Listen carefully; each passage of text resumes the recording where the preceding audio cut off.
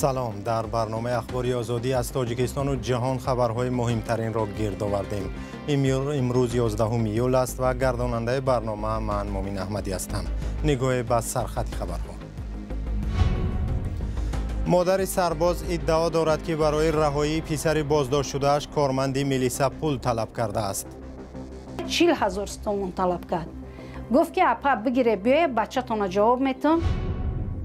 مجلس عالی صاحب قرارگاهی نو شد. انتظار کارشناسان از کار وکیلان پارلمان.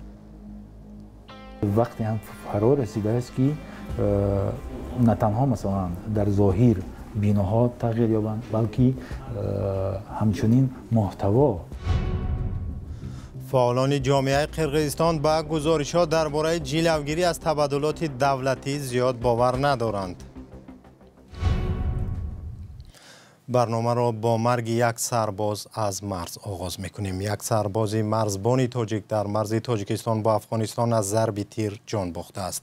مقامات مرگ حکیم جان صمدف 19 ساله سرباز نیروهای مرزبانی در ناحیه فرخار را خودکشی نامیده یک فرمانده مرزبانی را با گمان بیرون رفتن از حد وکالت بازداشت کردند.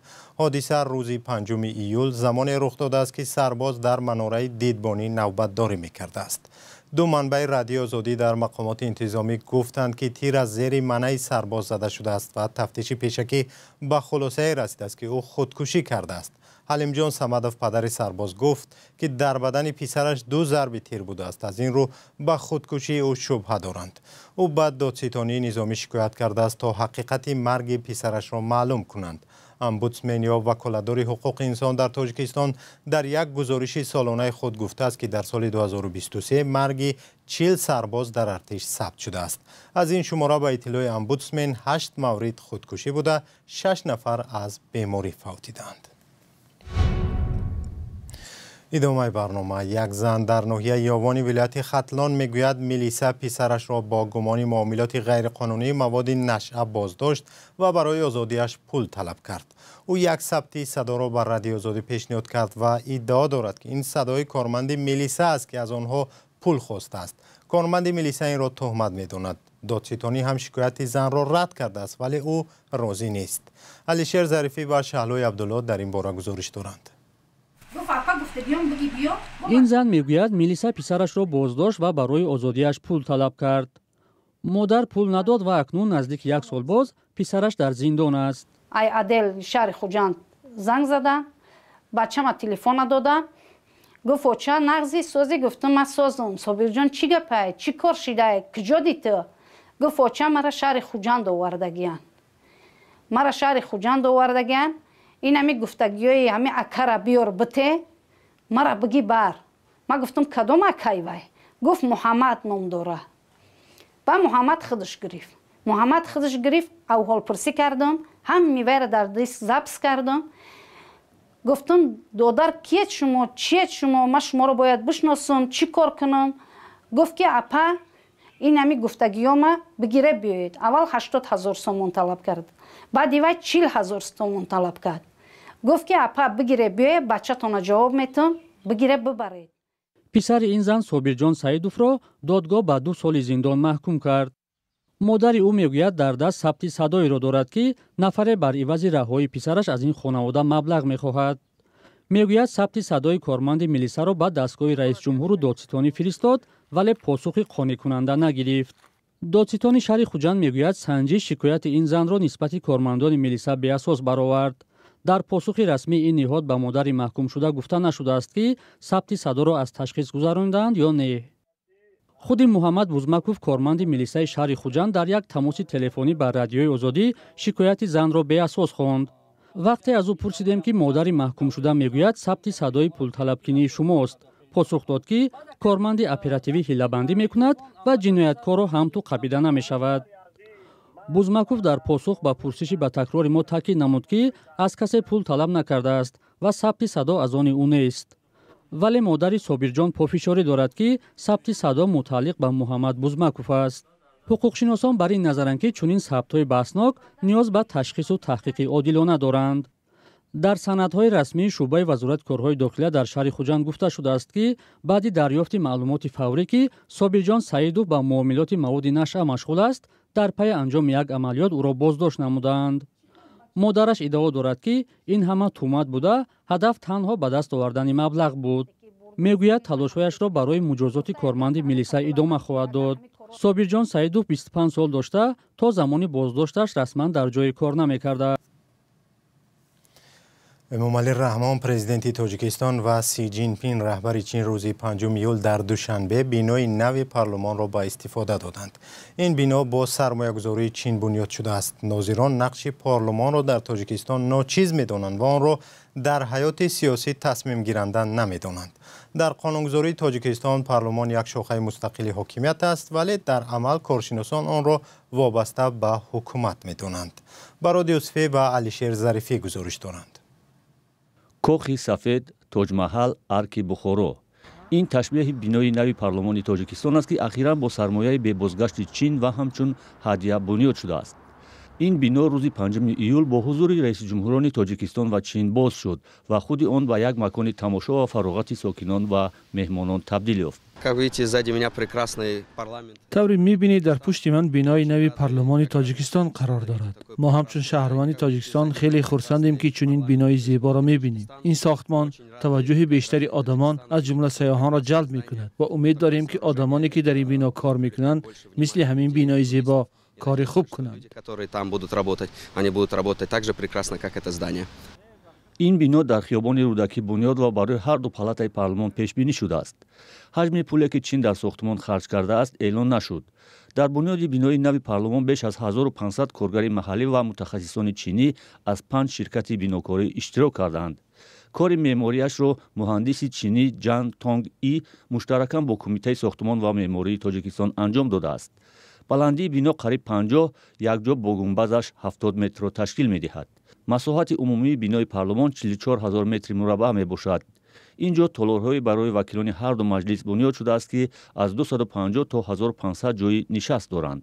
ман фикр мекунам ва умедворам ҳастам ки барои самаранокии фаъолияти вакилони маҷлиси намояндагон мусоидат менамояд, зеро аз ҳисоби барҳаво буданаш, аз ҳисоби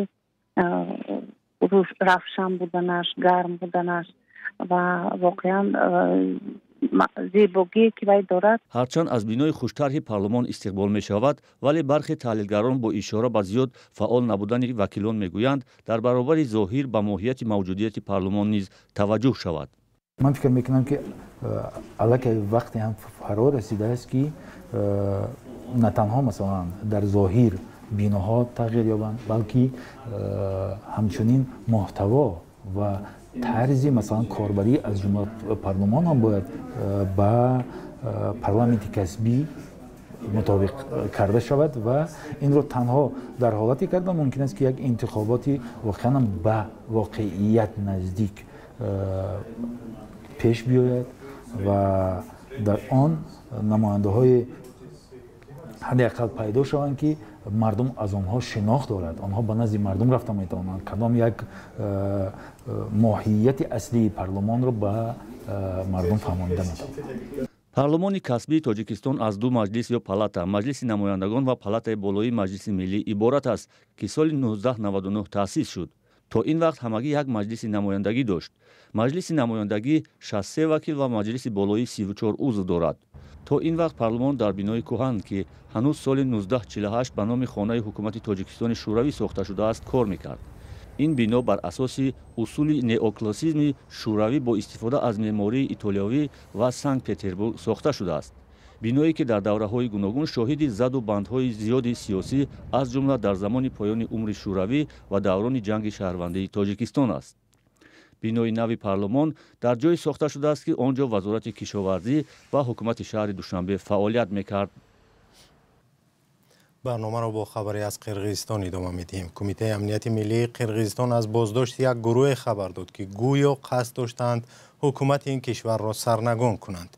با قول کمیته این گروه میبایست روز 31 آگوست روز استقلال کشور در نزدیکی بیشکک برای جمع آوردن جوانان زیاد بازی‌های ورزشی برگزار کرده و بعضی از سیاستمداران مخالف را هم دعوت می‌کردند و اعضای این گروه ازدحام جوانان را گویا به بیشکک راهنمایی می‌کردند و در راه آدم‌ها را می‌کشتند و خانه‌ها را آتش می‌زدند.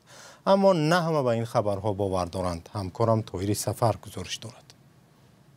کمیته امنیت ملی قرقیزستان به حیث دلیل این ویدیو را نشر کرد که نشان می‌دهد افرادی بازداشت شده چیزی را به ماشین بار می‌کنند.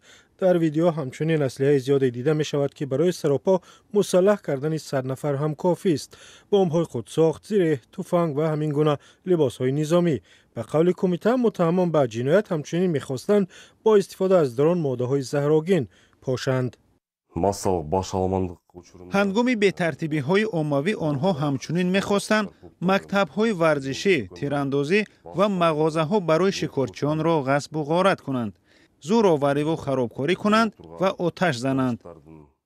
ماموران امنیتی 5 نفر را دستگیر کردند و معلوم نیست که آنها اینقدر اسلحه را از کجا به دست آوردند. جزئیات دیگر را هم تا حال نگفتند.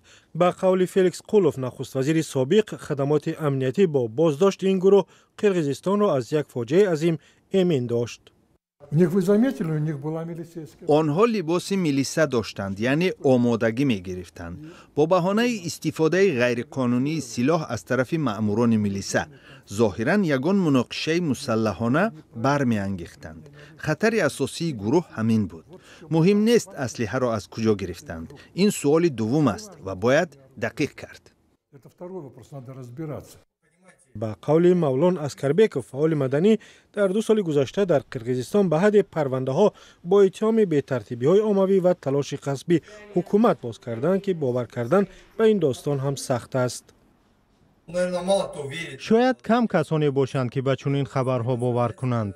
من به حکومت می گفتم حادثه های ماه می نشان داد که ضرورت به برانگیختن بی‌ترتیبی های عمومی نیست. باید مشکلات اقتصادی را حل کرد، نه اینکه مردم را ترساند و تعقیب و بازداشت کرد. این دفعه همه بازداشت شدگان نه سیاستمدار هستند، نه فعال مدنی و یا کسی که حکومت را در شبکه‌های اجتماعی تنقید کرده است. همه آنها افرادی ناشناسند. 2 نفر به گفته کمیته امنیت کسانی بودند که ماه می در حمله به خوابگاه خارجیان در شهر بیشکک شرکت داشتند. برای همین سالهای زیادی همچنان درباره اعلان کمیته امنیت قرقیزستان وجود دارد. و اینجا یک خبر جالبی ورزشی داریم. دسته منتخب انگلیا که دیروز در دور نیمه نهایی مسابقات قهرمانی فوتبال اروپا در آلمان تیم ملی نیدرلند را شکست داد به فینال برآمد. در قوازمایی نهایی جام اروپا 2024 روز یکشنبه 14 ایول در ورزشگاه المپی شهر برلین منتخب انگلیا با تیم ملی اسپانیا رقابت میکند. طبق عنعنه در عرفه بازی نهایی در باغ حیوانات شهر دورتموند میمون نتیجه فینال جام اروپا را پیش بینی کرد. تفصیلات در گزارش شادمانی تیم. با آمادگی اسپانیا و انگلیا به بازی نهایی مسابقات فوتبال قهرمان اروپا، یک اورانگوتن با نام والتر پیش بینی کرده است که جام معتبر را بازیگران اسپانیا با خود میبرند. این بازینه در باغ وحوش دورتموند نگاه داشته می شود و پیشبینی های پیشینه اش اکثرا درست بودند. با والتر 2 خلطه سیب یک رنگ و با پرچم های 2 کشور پیشنهاد کردند، ولی او اول خلطه با پرچم اسپانیا را انتخاب کرده است. بعد این به سمت خلطه سیب با پرچم انگلیا رفت، ولی اول سیب های داخلی همین خلطه را خورده است. بسیاری از انتخاب های والتر از مسابقات اروپا درست برآمدند، به غیر از بازی نیمه نهایی که بین هلند و انگلیا برگزار شد و بازی را فوتبال بازان انگلیس با حساب 2-1 بردند. با پایان برنامه هم رسیدیم. از آنچه در جهان و تاجیکستان می‌گذرد بخبر نمانید و با وبسایت آزادی.org و صفحه های رادیو آزادی در فیسبوک و تلگرام، ایکس و اینستاگرام و تیک تاک و یوتیوب سر بزنید. تا برنامه‌های دیگر، خدا نگهدار شما باشد.